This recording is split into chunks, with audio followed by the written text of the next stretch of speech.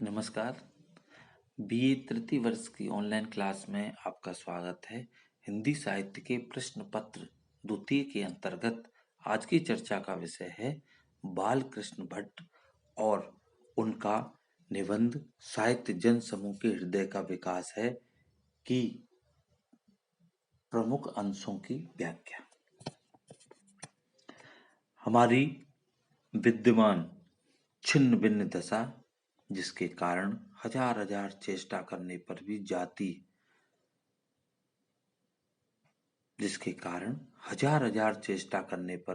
जातीयता हमारे में आती ही नहीं। सब पुराणों ही की कृपा है। जब तक शुद्ध वैदिक साहित्य हम लोगों में प्रचलित था, तब तक जातीयता के दृढ़ नियमों में जरा भी अंतर नहीं होने पाया था। पुराणों के साहित्य में प्रचार से एक बड़ा लाभ भी हुआ कि वेद के समय की बहुत सी घिनौनी रीतियों और रस्मों को, जिनके नाम लेने से भी हम घिना उठते हैं, और उन सब महाघोर हिंसाओं को, जिनके सबब से अपने अहिंसा के प्रचार करने में बौद्धों को सुविधा हुई थी, पुराणकर्ताओं ने उठाकर शुद्ध सात्विकी धर्म को विशेष स्थान स्थापित किया। चेष्टा कहते हैं प्रयत्न को, दृढ़ कहते हैं कठोर, घिनौनी यानी घृणा करने योग्य, महाघोर यानी भयंकर, सात्विकी सतोगुण प्रधान अर्थात सद्गुणों से युक्त। प्रस्तुत अंश में पंडित बालकृष्ण भट्ट ने साहित्य जन समूह के हृदय का विकास है के माध्यम से पुराण साहित्य में सामाजिक जीवन की स्थितियों को स्पष्ट करने की चेष्टा की है। हमारे देश में बौद्धों का प्रभाव कम होने के बाद पुराण साहित्य का काल आया। पुराण साहित्य में अनेक प्रकार की रीति नीतियां, धार्मिक सिद्धांत और सामाजिक परंपराओं की विवेचना हुई। एक प्रकार से हम कह सकते हैं कि वेदों में जो बातें कही गई थीं, उनके सर्वथा विपरीत इस कालखंड में पुराणों में सामाजिक जीवन में व्याप्त अंधविश्वासों एवं कुरीतियों का प्रतिपादन किया गया। इन कुरीतियों के कारण ही भारतीय सामाजिक जीवन में अनेक अवगुण एवं कुप्रथाएं, अस्वस्थ परंपराएं पनपने लगी। यहाँ बालकृष्ण भट्ट का मानना है कि आज हमारे जाति जीवन में जो कुप्रथाएं एवं अस्वस्थ परंपराएं प्रचलित हैं और जिन्हें हम हजारों बार चेष्टा करने पर भी दूर नहीं कर पा रहे हैं, वह सब पुराण साहित्य की ही देन है। अर्थात पुराण साहित्य को ही इसका श्रेय जाता है कि जिसके कारण हम बार बार प्रयास करने के बाद भी उनसे दूर नहीं हो पा रहे। वस्तुतः पुराण साहित्य के कारण ही भारतीय संस्कृति और सभ्यता का मूल रूप छिन्न भिन्न हुआ। इतना ही नहीं, हमारे सामाजिक जीवन को बहुत बड़ी हानि भी उठानी पड़ी।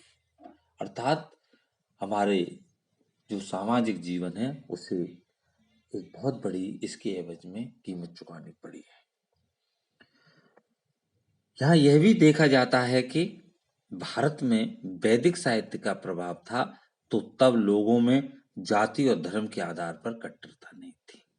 इस कारण सारा समाज एकता के बंधन में बंधा हुआ था। लेकिन पुराणों के बाद समाज में जातीयता जोर पकड़ने लगी। इससे समाज में बहुत बड़ा बदलाव आया। इतना ही नहीं, समाज को बहुत बड़ी जातीयता के कारण हानि उठानी पड़ी। समाज हमारा जातीयता के कारण कई वर्ग भेदों में बंटता हुआ दिखाई दिया। यद्यपि पुराण साहित्य से सामाजिक जीवन को अत्यधिक विकृतियों का सामना करना पड़ा, परंतु इससे यह लाभ भी हुआ कि वेद काल में जो बहुत सी बुरी परंपराएं रीतियां और रस्म रिवाज थे जिनका नाम लेने से ही हमारा हृदय विदीर्ण हो उठता था, जिसके कारण हम घनघोर हिंसा प्रचलित थी, उसका पुराण साहित्य में अंत हुआ। इतना ही नहीं, बौद्धों ने वेदों में प्रतिपादित पशु हिंसा का विरोध करते हुए अहिंसा धर्म का प्रचार किया। इसी बात को पुराणों के रचयिता ऋषियों ने विशेष रूप से धर्म कर्म के साथ समाविष्ट किया और पशु बलि या हिंसा से रहित सात्विक धर्म का प्रतिपादन किया। इस तरह पुराण साहित्य से तत्कालीन समाज की मानसिक स्थिति और हृदयगत भावनाओं का पता चलता है। पंडित बालकृष्ण भट्ट ने कुछ बिंदुओं के माध्यम से इस अवतरण में कुछ बातों की चर्चा की है, जैसे जातीयता के बहुत सारे जो नुकसान हैं उन पर प्रकाश डाला है।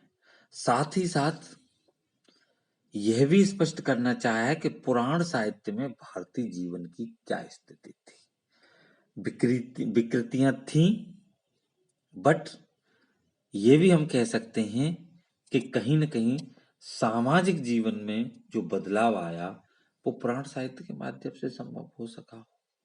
इन बातों पर भी चर्चा की गई। साथ ही साथ पशु हिंसा का विरोध भी और अहिंसा धर्म का प्रचार भी ऋषि मुनियों ने पुराण साहित्य के माध्यम से किया है। इस बात की यहाँ पर पंडित बालकृष्ण भट्ट ने प्रशंसा की है। निबंधकार ने पुराण साहित्य की हेयता और उपादेयता पर बहुत ही अच्छे विचार प्रस्तुत किए हैं। पुराण साहित्य में भारत के जातीय जीवन की जो झलक दिखाई गई है वो अपने आप में बहुत ही अनुपम और विलक्षण है। भाषा की दृष्टि से हम देखते हैं तो इस निबंध की जो भाषा है बड़ी सरल और सुबोध है, शैली व्यंग्यपूर्ण है, साथ ही विवेचनात्मक दृष्टिगत होती है। धन्यवाद।